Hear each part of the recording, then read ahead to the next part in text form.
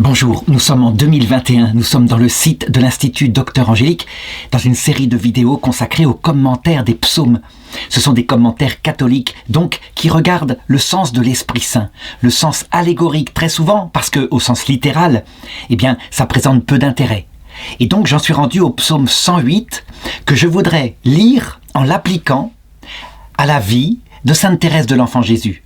Ça, c'est vraiment un sens allégorique. Ça veut dire que ce psaume-là pourrait parler de tous ceux qui essayent de vivre dans le cœur à cœur de Dieu, et donc en particulier du Christ, de la Vierge Marie, mais aussi de tous les saints que Dieu a fait son image. Et la petite Thérèse, on peut dire qu'elle est véritablement, particulièrement image de Dieu. C'est l'une des plus grandes saintes qui a pu être donnée au XXe siècle, comme le reconnaissait le pape Pie XI. C'était le trésor de son pontificat. Alors, évidemment, cette lecture allégorique, certains diront que c'est un peu plaqué, qu'on peut faire n'importe quoi. Je ne crois pas. Je crois que, véritablement, si les psaumes ont été donnés, c'est pour que la poésie puisse s'établir dans le sens de l'Esprit Saint à travers toutes sortes de représentations. Et en particulier ici, je voudrais commenter une phrase de Sainte Thérèse quand elle disait, juste avant sa mort, « Je passerai mon ciel à faire du bien sur la terre ». Voilà comment commence ce psaume. Verset 1, cantique, psaume de David. Donc peut-être qu'il est vraiment de David, même s'il est rangé à un endroit où normalement il ne devrait plus y avoir des psaumes de David, puisque c'est le psaume 72 qui termine dans la Bible les psaumes de David. Mon cœur est prêt, ô mon Dieu, mon cœur est prêt. Je veux chanter, je veux jouer. Allons, ma gloire. Éveille-toi, harpe, cithare, que j'éveille l'aurore. Je voudrais raconter, pour commencer, la mort de Sainte Thérèse de l'Enfant Jésus. Parce que la terre, finalement, on peut le dire, c'est comme le premier purgatoire, sauf que pour elle, tout le purgatoire a été fait sur terre. Elle l'avait demandé à Dieu. Elle espérait que Dieu la prenne directement dans son paradis, et on peut dire qu'elle a été exaucée. Cependant, il faut passer par la croix. Elle avait désiré la croix, elle le disait. J'espère offrir toutes les souffrances possibles au service de mon Seigneur et de mon époux. Et elle est prise au mot. Et donc, elle écrit à un moment donné, juste avant sa mort, qui a lieu en 1897, « Jamais je n'aurais cru qu'il était possible de tant souffrir. Jamais, jamais. Je ne puis m'expliquer cela par les désirs ardents que j'eus de sauver des âmes. » Elle meurt de tuberculose. La maladie s'est déclenchée quelque temps avant, juste après qu'elle ait prononcé ses vœux perpétuels. Il faut savoir que Sainte Thérèse de l'Enfant Jésus est une jeune fille de 24 ans, qu'elle a pu rentrer par exception au monastère des Carmélites à Lisieux à 15 ans. Et là, elle fait un parcours de géant. Elle, qui était une petite fille toute fragile, qui pleurait à la moindre petite remarque de son père ou de ses sœurs, elle devient véritablement une géante de la foi.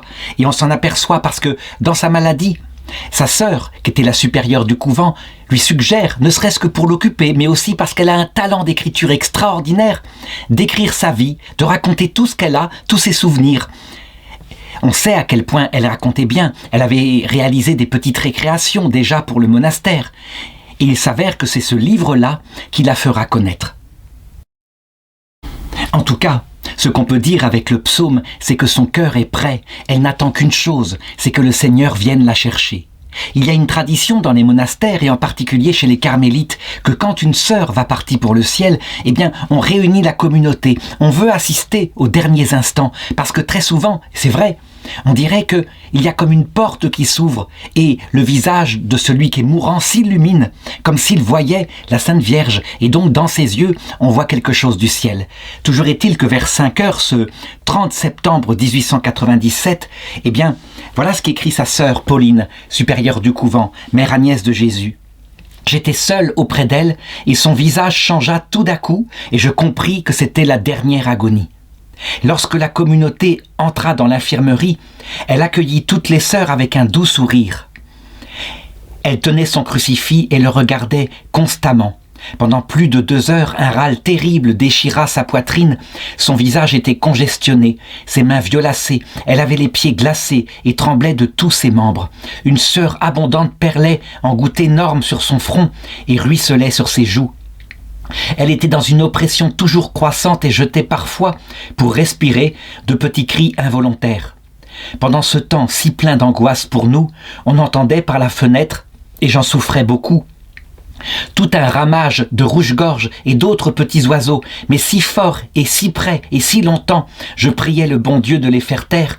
Ce concert me perçait le cœur et j'avais peur qu'il fatigue notre pauvre petite Thérèse. À un moment, elle semblait avoir la bouche si desséchée que sœur Geneviève, pensant la soulager, lui mit sur les lèvres un petit morceau de glace. Elle l'accepta en lui faisant un sourire que je n'oublierai jamais. Et comme c'était un adieu suprême à 6 heures, quand l'Angélus sonna, elle regarda lentement la statue de la Sainte Vierge. Enfin, à 7 heures et quelques minutes, notre mère ayant congédié la communauté, elle soupira.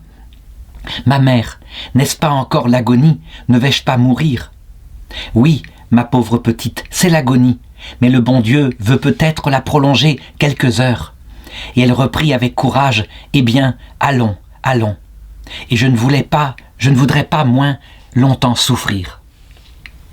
Il faut véritablement s'arrêter un instant sur cette nécessité de souffrir manifestement. À cette époque-là, évidemment, il n'y a pas, comme maintenant, des soins antidouleurs, mais surtout cette spiritualité des saints, unanimement, cette façon d'offrir la souffrance, et en particulier les derniers moments de la vie. Attention, je ne voudrais pas dire que maintenant, au XXIe siècle, on a des médicaments de soins palliatifs, il ne faudrait pas les prendre, il faut les prendre. De toute façon, on ne peut pas empêcher la souffrance spirituelle, le détachement par rapport à cette vie. Pour Sainte Thérèse, c'est pas ça, la souffrance. Le détachement par rapport à cette vie, elle l'a depuis longtemps. Quand elle a eu son premier crachat de sang, elle s'est réjouie intérieurement en se disant que bientôt, elle allait voir son époux. Mais il s'avère que son époux, justement, Jésus, le Sauveur, celui qui est derrière moi en icône, juste après ses vœux, non seulement lui envoie cette maladie qui fait qu'on étouffe, on meurt étouffé, littéralement, mais aussi une épreuve spirituelle intense. Elle perd l'idée même que le Seigneur l'aime, qu'il est présent. Elle vit une nuit de l'esprit terrible.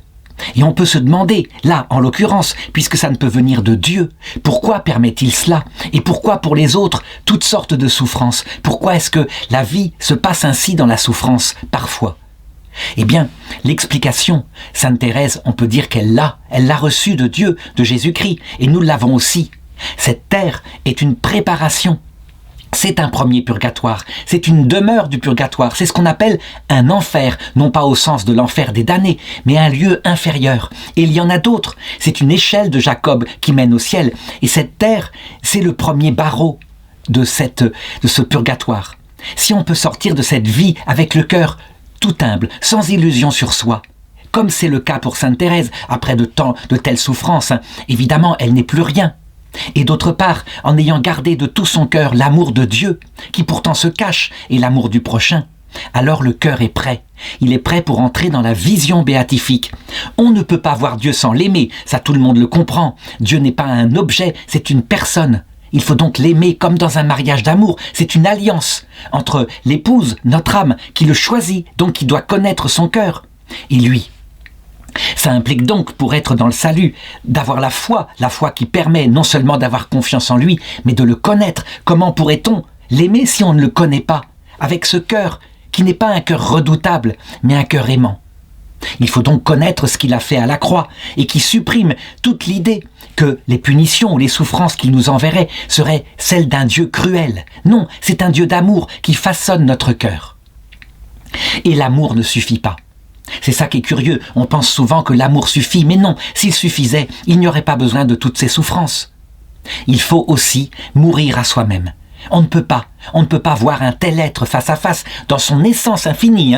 Le paradis, ce n'est pas seulement voir l'humanité glorieuse de Jésus, même si c'est un paradis. Saint Paul le dit, lui qui l'a vu, dans le 3e barreau de l'échelle, il est monté au 3e ciel, il le dit. Eh bien, c'est comme le paradis. Mais ce n'est rien en comparaison de la vision directe de sa divinité. Et c'est tellement grand. Lui, le Tout-Puissant, il est tellement petit, tellement humble, que si on ne devient pas tout humble, sans illusion sur soi, on ne supporte pas une telle vision, d'une telle limpidité, d'un être si pur. Eh bien, Dieu prépare le cœur, et il le fait par la souffrance. Cependant, on voit dans le récit de la mort que le cœur de Sainte Thérèse est prêt. « Mon cœur est prêt, mon Dieu, mon cœur est prêt. Je veux chanter, jouer pour toi, dit le psaume. elle veut aussi offrir ses souffrances pour les pauvres pécheurs. Et ça, c'est fondamental. Ça veut dire que si Sainte Thérèse est devenue la deuxième petite Sainte Vierge, avec toute une série d'autres petites Saintes Vierges, comme Sainte Agnès, Sainte Cécile, Sainte Anastasie, etc., toutes les petites Vierges crucifiées, Sainte Jeanne d'Arc, si elle l'est devenue, c'est parce que elle a souffert pour nous, mais vraiment. Donc non seulement ça lui permet de comprendre ce que nous pouvons souffrir, les souffrances physiques, mais aussi les souffrances psychiques. Elle les a connues dans son enfance. Elle a été profondément, je dirais, déséquilibrée, presque névrosée dans son enfance, avant d'être guérie par la Sainte Vierge. Et puis, les souffrances spirituelles, l'absence de Dieu. Elle peut donc parfaitement comprendre ce que nous sommes, nous, cette génération où la génération précédente nous a arraché du cœur la présence de Dieu, ce qui fait que le cœur de nos enfants, des adolescents, est comme un cœur vide qui court après ce qu'il peut, qui le remplit de n'importe quoi et qui est fait pour Dieu. C'est un cœur humain. Donc, loin de mépriser ainsi la génération qui a été coupée de Dieu par la génération précédente, elle la comprend, elle l'accompagne. Elle est l'une de nous, c'est vraiment essentiel. Et c'est ce qui va faire que, c'est ce que je vais raconter maintenant, juste après sa mort, elle va devenir quelqu'un qui s'occupe de nous depuis le ciel. Alors je voudrais raconter la fin. Tout à coup, après avoir prononcé ces paroles, Thérèse tomba doucement en arrière, la tête penchée à droite, et notre mère fit sonner bien vite la cloche de l'infirmerie pour appeler la communauté. Il fallait vite qu'elle vienne, et quand la communauté se précipite, elle dit, avec un ton qui paraît presque solennel, « Ouvrez, ouvrez toutes les portes ». Et cette parole avait quelque chose de si solennel qu'il me fit penser que, au ciel, le bon Dieu disait aussi à ses anges « Ouvrez, ouvrez toutes les portes ». Les sœurs eurent le temps de s'agenouiller autour du lit et furent témoins de l'extase de notre petite sainte mourante. Son visage avait repris le teint de lys qu'il avait en pleine santé. Ses yeux étaient fixés en haut, brillants de paix et de joie. Il regardait un point précis, là, au plafond. Elle faisait certains beaux mouvements de tête, comme si quelqu'un l'eût divinement blessée d'une flèche d'amour, puis retiré la flèche pour la blesser encore. Sœur Marie de l'Eucharistie s'approcha avec un flambeau pour voir de plus près son sublime regard. À la lumière de ce flambeau, il ne parut aucun mouvement de ses paupières. Cette extase dura à peu près le temps d'un credo, et elle rendit le dernier soupir. Et après sa mort, elle conserva un céleste sourire.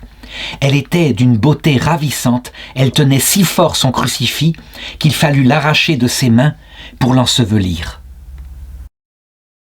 Et voici justement une photo de Sainte Thérèse telle qu'elle fut exposée avant d'être mise dans son cercueil.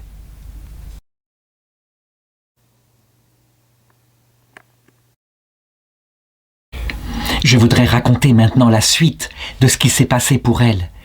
Le verset 3 de ce psaume dit « Éveille-toi, harpe cithare, que j'éveille l'aurore ». Sainte Thérèse de l'Enfant Jésus, elle le savait parfaitement. Elle savait que, à ce moment, lorsqu'on passe par la mort, eh bien, on doit être confronté à quelque chose qui va précéder le jugement, et que le pape Benoît XVI décrit dans Spe Salvi 47, la rencontre avec Jésus. Elle, qui est une petite âme, une âme toute simple, quand elle voit Jésus, elle la voit en premier, c'est évident. Pour les âmes toutes simples, c'est Jésus qui vient, ce n'est pas le démon. Même si elle le racontait, elle le dit à un moment donné, dans les derniers entretiens. Puisqu'on dit que toutes les âmes sont tentées par le démon au moment de la mort, il faudra que j'y passe. Mais pourtant non, je suis trop petite. Avec les tout petits, il ne peut pas.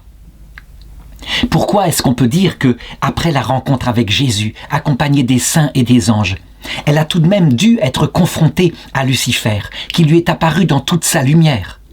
C'est une volonté de Jésus. Souvent on se dit, mais ça sert à rien, c'est suffisant, elle est entièrement donnée à Dieu.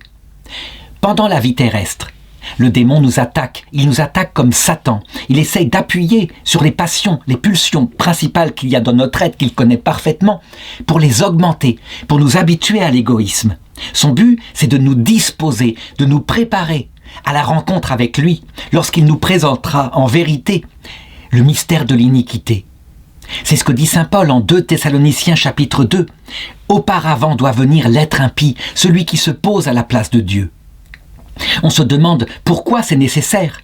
Sur la terre, c'est nécessaire comme un combat spirituel, parce que nous nous battons contre ça, et donc, en tombant, en nous relevant, nous développons normalement, à travers le sacrement de confession, de l'humilité, du repentir, de l'absence d'illusion sur soi. Je l'ai dit, c'est une vertu fondamentale.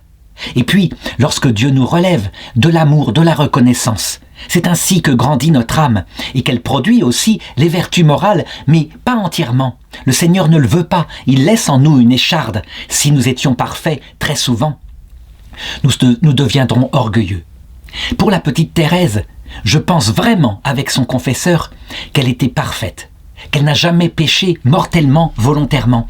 J'en ai une preuve. Un jour, l'une de ces petites novices, parce qu'avant de mourir, elle avait été maîtresse des novices, elle faisait fonction en tout cas.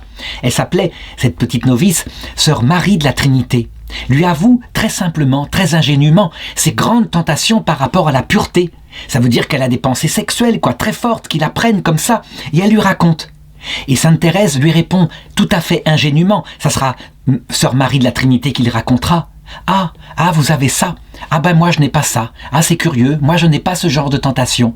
Mais sans du tout pour l'écraser, sans du tout pour dire ah ben voilà, le vice en vous, etc. Non, simplement, elle le constate, elle en a été préservée. Il n'empêche que, à l'heure de la mort, l'ange révolté doit nous apparaître et cette fois sous forme du dragon, grandiose, Lucifer. Pourquoi est-ce que Dieu le veut? À cause de la liberté. L'union à Dieu doit se faire librement. Nous devons donc le connaître parfaitement en voyant son humanité sainte à l'heure de la mort. Sainte Thérèse, elle disait toujours « Quand je le verrai, je ne pourrai pas être surpris ». Et je crois que c'est vrai. Elle avait parfaitement compris l'humilité, l'amour, la délicatesse du cœur de son Jésus. Mais le démon, lui, il faut tout de même qu'il présente un autre choix, et il présente un choix séduisant, l'enfer. L'enfer que nous appelons l'enfer est aussi, c'est ce que dit saint Augustin, le choix d'un bien apparent qui va séduire l'orgueilleux, l'amour de soi poussé jusqu'au mépris de Dieu et du prochain.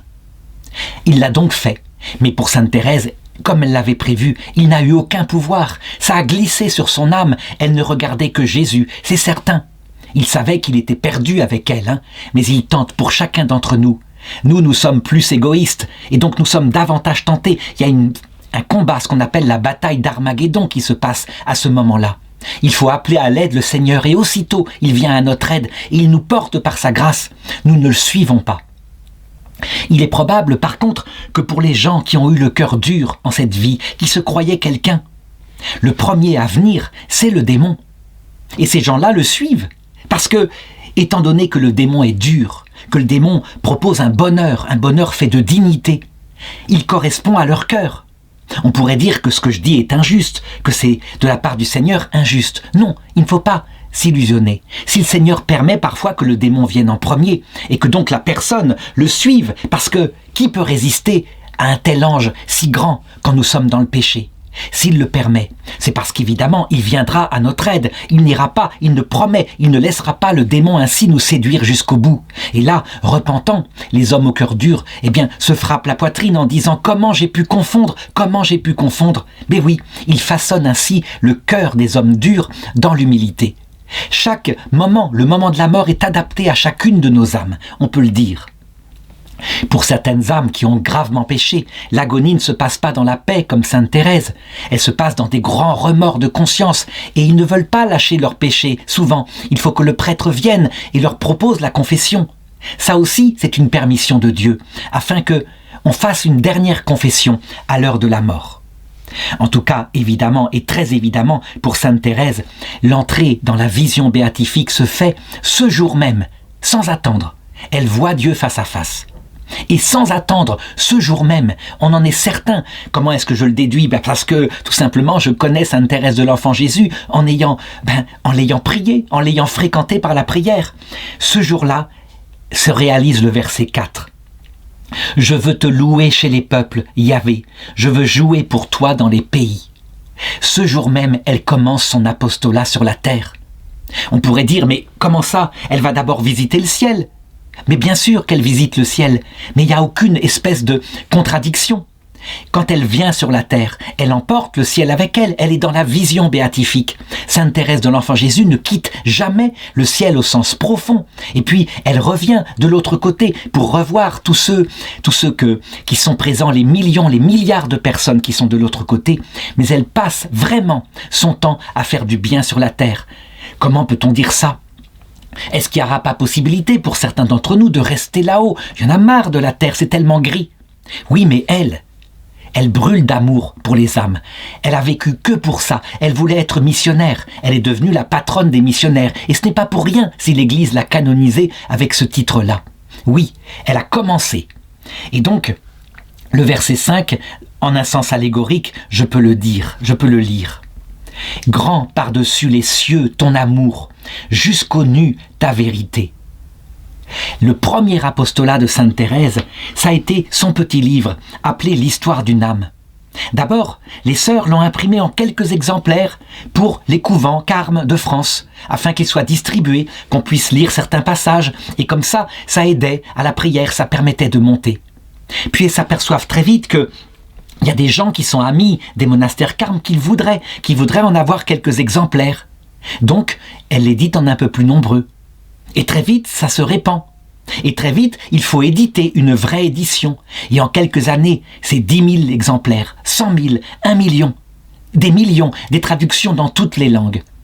Son petit livre, qui est si simple, c'est pas un livre, je dirais, que de piété, pas du tout. Elle raconte sa vie, simplement, avec une très grande ingénuité, et elle y met aussi ses conseils spirituels, parce qu'elle développe une très profonde théologie mystique.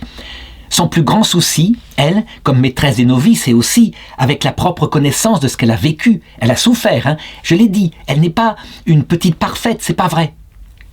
Eh bien, c'est de donner pour toutes les âmes, sans exception, une petite voix qui permet de s'approcher de Dieu, simplement. Elle a lu beaucoup de vies de saints, et elle voit que parfois, on les raconte comme, je sais pas moi, à 3 ans, ils disent déjà le rosaire, ils portent des cilices, etc. Et elle n'a jamais fait ça. Elle n'a jamais aimé les grandes pénitences d'ailleurs. Donc comment faire pour aider les petites âmes ? Eh bien, elle donne une toute petite voix qui commence comme cela. C'est la petite voix de l'enfance. Elle dit « J'avais remarqué dans les grands magasins pendant mon voyage, quand j'allais à Rome, à Paris en passant, qu'il y avait ces machines nouvelles qu'on appelle les ascenseurs. Et c'est très beau. On monte dedans et ils nous portent vers les étages sans qu'on ait à monter avec des efforts les escaliers. » Et elle dit « c'est ça la petite voix. On monte dans les bras de Jésus, et lui, comme un ascenseur, parce que nous sommes tout petits, il nous porte vers le ciel. » Et c'est vrai, la voix de l'enfance, c'est pour les petites âmes, elles se remettent entre ses mains. Rien à voir, évidemment, avec la voix qu'on entend parfois chez certains grands scolastiques qui disent « il faut parler aux enfants de l'enfer, les menacer, leur dire « attention, le moindre écart de conduite et vous brûlerez éternellement ». Elle, c'est pas ça. Elle en parle pratiquement jamais comme ça. Elle s'adresse aux petites âmes, et ça aura un succès fantastique.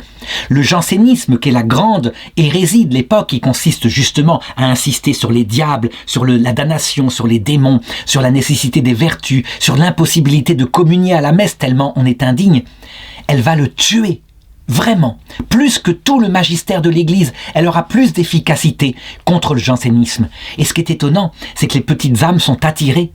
Naturellement, elles voient qu'il y a là l'Évangile. Alors on pourrait dire, attention, c'est plutôt quelque chose de protestant. Les protestants qui disent que la foi suffit, qu'on est abîmé, détruit par le péché originel, il faut se mettre dans les bras de Jésus, dans la confiance, et on ira au ciel. Attention, cette première phase n'est que le début de sa spiritualité.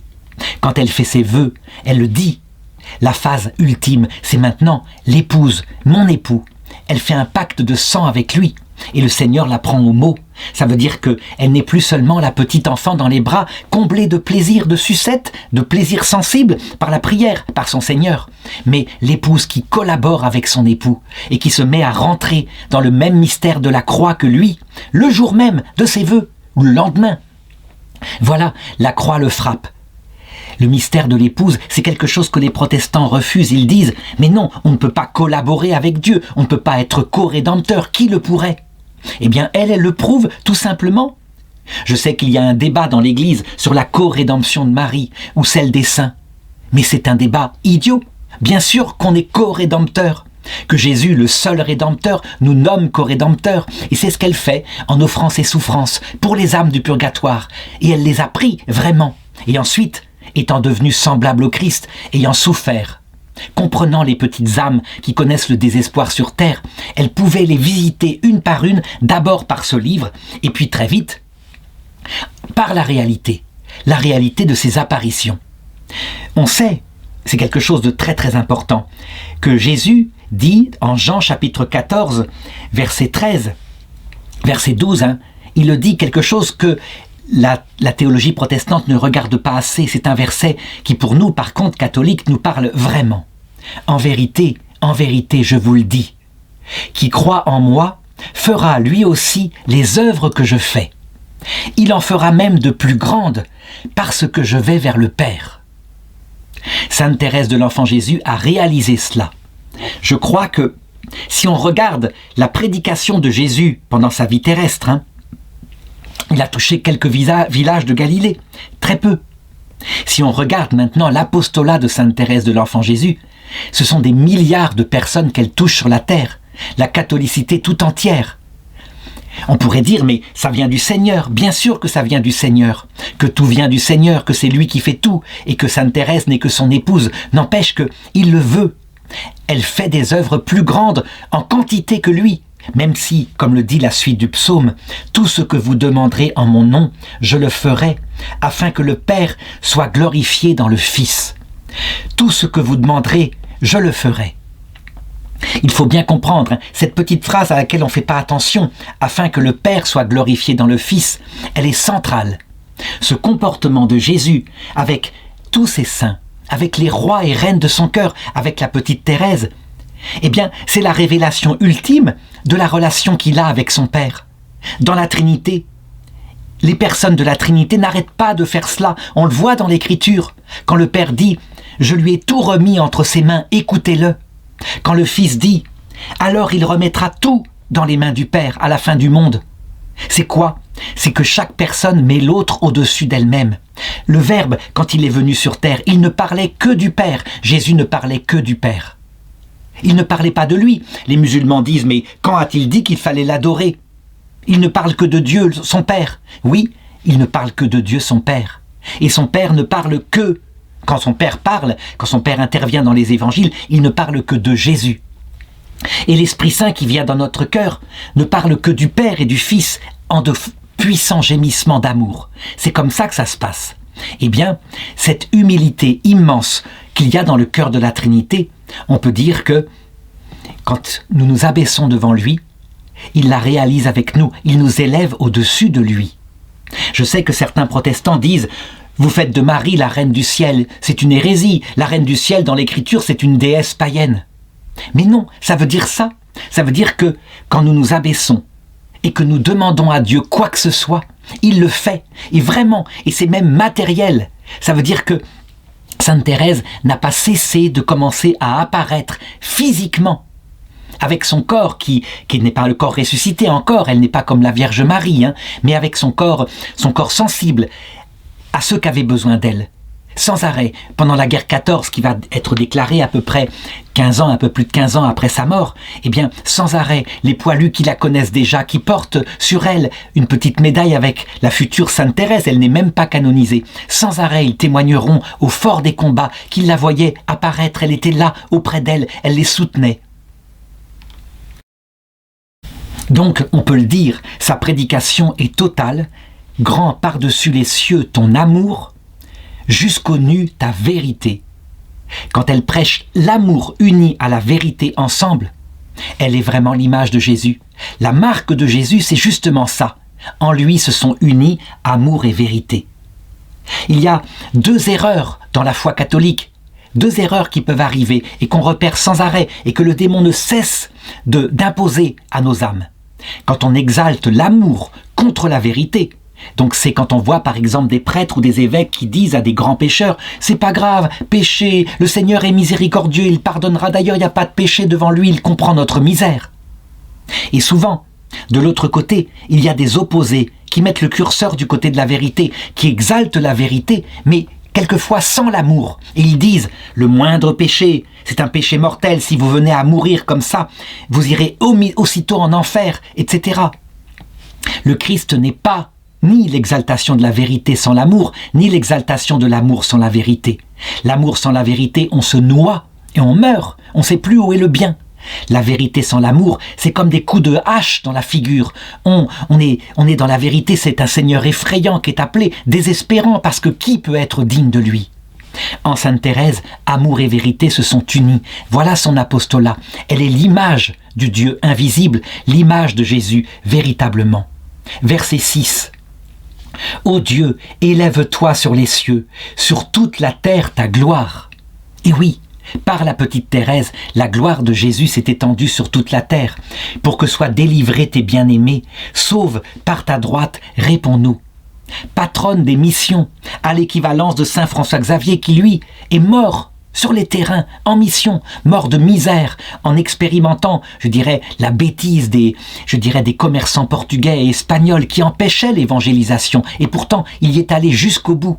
Et il a été trompé par un marin chinois qui l'a laissé sur la plage, il est mort comme ça. Enfin, bref, il était sur le terrain. Elle n'a jamais quitté son couvent, elle est la patronne des missions, à égalité. Psaume 108. Dieu a parlé en son sanctuaire. J'exulte, je partage Sichem, j'arpente la vallée de Soukhot. Non seulement la petite Thérèse, comme la Vierge Marie, a évangélisé les catholiques, mais son message s'est répandu chez les orthodoxes. Souvent, je parle avec des dignitaires orthodoxes qui me disent « Mais non, Sainte Thérèse de l'Enfant Jésus n'est pas une sainte chez nous, elle est parmi les hérétiques. » Enfin, ce ne sont pas des dignitaires qui disent ça, ce sont plutôt des moines un peu fanatiques. Mais le peuple, lui, orthodoxe, il a fait sienne Sainte Thérèse de l'Enfant Jésus, comme nous, catholiques, nous avons fait nôtre Saint Séraphin de Sarov, etc. Donc, toutes les terres, mais les terres musulmanes aussi, des sanctuaires s'ouvrent un peu partout. En Inde, à Sainte Thérèse de l'Enfant Jésus, considérée comme quelqu'un de très puissant qui intercède auprès de Dieu.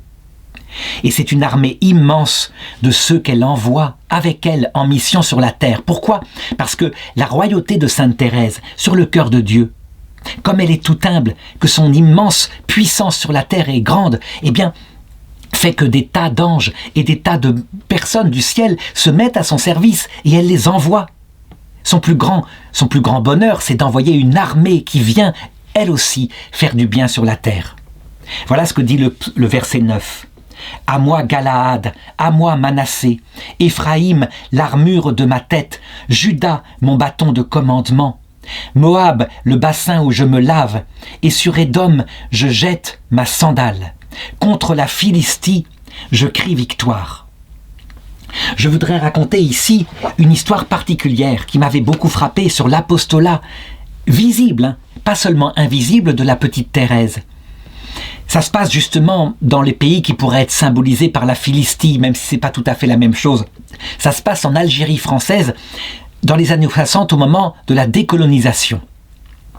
Il y avait donc en Algérie une petite femme algérienne qui travaillait au ministère de l'Intérieur et qui était chrétienne, qui était devenue croyante, qui avait toujours sur elle une petite image de Sainte Thérèse de l'Enfant Jésus. Elle l'aimait beaucoup, et souvent elle se confiait à elle, et elle allait au sanctuaire de Sainte Thérèse à Alger pour la prier.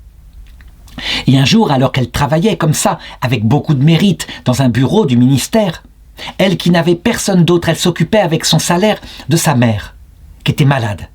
Eh bien, elle entend le ministre qui discourt dans les couloirs et qui dit « Nous allons expulser tous ceux qui sont chrétiens de nos ministères. Nous ne pouvons plus, nous devons absolument redonner la culture algérienne aux Algériens, donc aux musulmans. » C'est pour elle une panique totale. Si elle perd son métier, comment pourra-t-elle subvenir aux besoins de sa maman et payer les loyers, etc.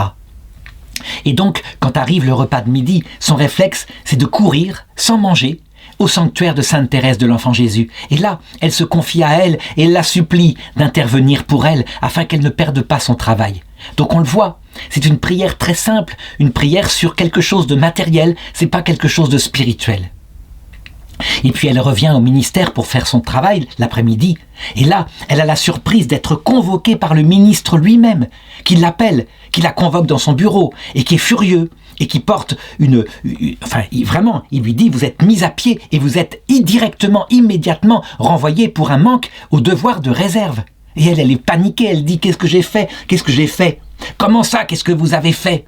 Vous avez parlé, je ne sais pas comment vous avez été au courant, mais vous avez parlé de quelque chose qui n'était qu'un projet, et vous avez dit que les fonctionnaires chrétiens ou les fonctionnaires francophones seraient chassés du ministère. » Et elle dit « Mais je n'ai parlé à personne, monsieur le ministre, je vous assure, je n'ai parlé à personne. » « Comment ça ? Comment pouvez-vous dire ça ? Il sort de chez moi une femme voilée là qui a intercédé pour vous de manière d'ailleurs très arrogante. » Elle insistait.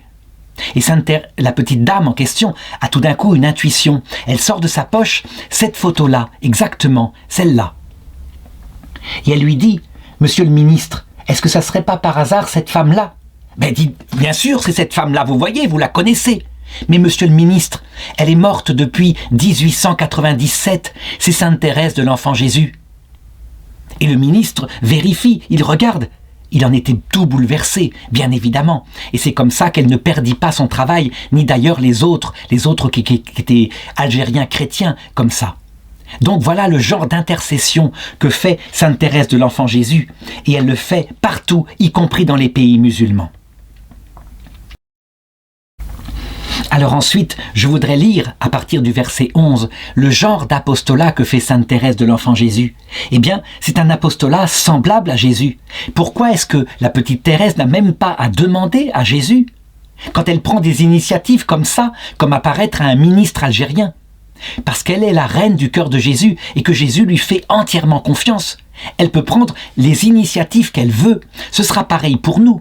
Alors certains se disent « ça sera formidable, je passerai mon temps à apparaître comme ça à mes enfants, mes petits-enfants. Je leur mettrai, je dirai sans arrêt, pour qu'ils n'aient plus d'angoisse, qu'ils savent qu'il y a une vie après la mort. » On se trompe quand on dit ça. On se trompe. On fera exactement ce qu'il convient aux âmes. C'est pas pour rien si le Seigneur veut que durant la vie terrestre, les apparitions ne soient pas fréquentes. Il y en a quelques-unes dans sa vie, on peut chacun en compter 2 ou 3, petites, ou des signes très très forts. Mais pas tout le temps.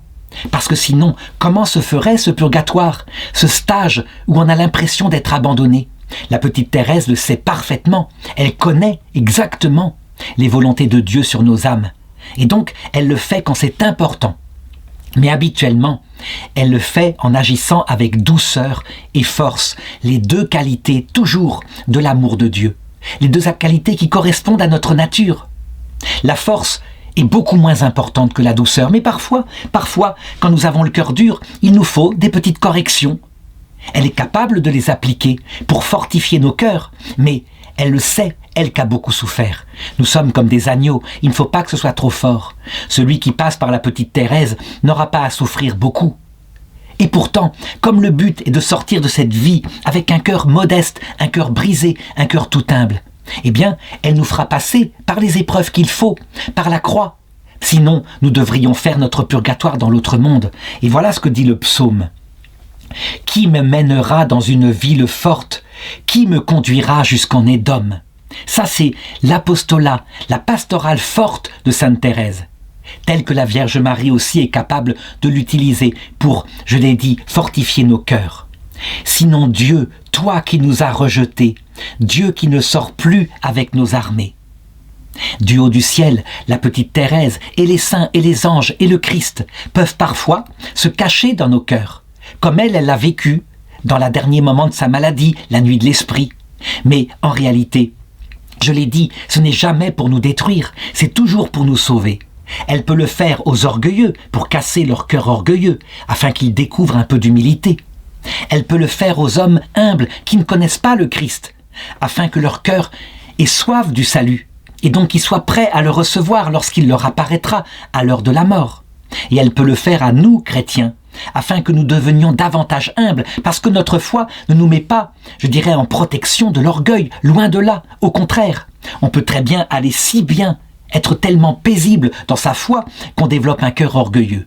Elle le sait, et donc, si on lui demande, si on la supplie de pouvoir faire le purgatoire en cette terre, il est certain qu'avec la Vierge Marie, qui travaille avec elle, la Reine du ciel, eh bien, elle nous mettra l'épreuve qu'il faut, mais la douce épreuve, pas l'épreuve terrible des orgueilleux, la douce épreuve pour que nous sortions de cette vie prêts à la vision béatifique.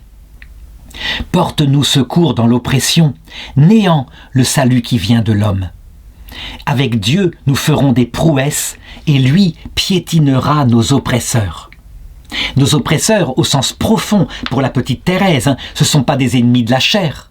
Évidemment que nous, notre cœur aurait peut-être parfois envie de vengeance. Elle nous apprend l'inverse. Il suffit de lire son livre pour voir comment est-ce qu'elle ne se vengeait jamais.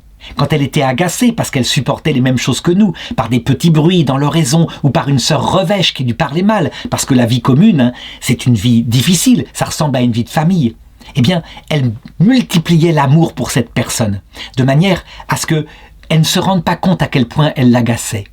Un jour, raconte sainte Thérèse, une petite sœur particulièrement revêche, à qui elle souriait tout le temps, et pourtant c'était dur de la porter en la donnant par le bras jusqu'à sa chambre, elle était âgée, lui dit « Je suis bien content, comment ça se fait, ma petite sœur, que vous m'aimiez autant ?» Voilà, sainte Thérèse, il piétinera nos oppresseurs, pas de vengeance chez elle, mais évidemment le sommet de la délicatesse de l'Évangile. Voilà, je m'arrête là pour dire, pour ceux qui diraient « Il aime beaucoup sainte Thérèse, mais en quoi ce psaume est commenté ?» Eh bien, tout ce que je viens de dire sur sainte Thérèse de l'Enfant Jésus, on peut le dire de la Vierge Marie, du Christ et de nous-mêmes. Nous serons à l'image de sainte Thérèse quand nous arriverons dans le paradis, quand nous serons dans la vision béatifique. Nous passerons notre temps, comme elle, si nous le voulons, à venir faire du bien non seulement sur la terre, mais dans les autres purgatoires. Nous passerons notre temps à ça. Les purgatoires, il n'y a pas que la terre, il y a justement l'accueil des mourants, de ceux qui passent dans l'autre monde. Le Christ vient, bien sûr, mais nous serons avec le Christ dès que quelqu'un nous l'aura demandé. Nous pouvons être certains que si quelqu'un prie sainte Thérèse d'être présente à l'heure de sa mort, elle sera là. Elle le promet et elle le fait. Ça, c'est de l'apostolat dans un autre purgatoire qui s'appelle l'apparition du Christ. Et puis, dans les purgatoires, quand nous avons affaire après le jugement individuel, lorsque nous sommes sûrs d'aller un jour au paradis, elle vient nous aider aussi pour que cette purification se passe plus vite.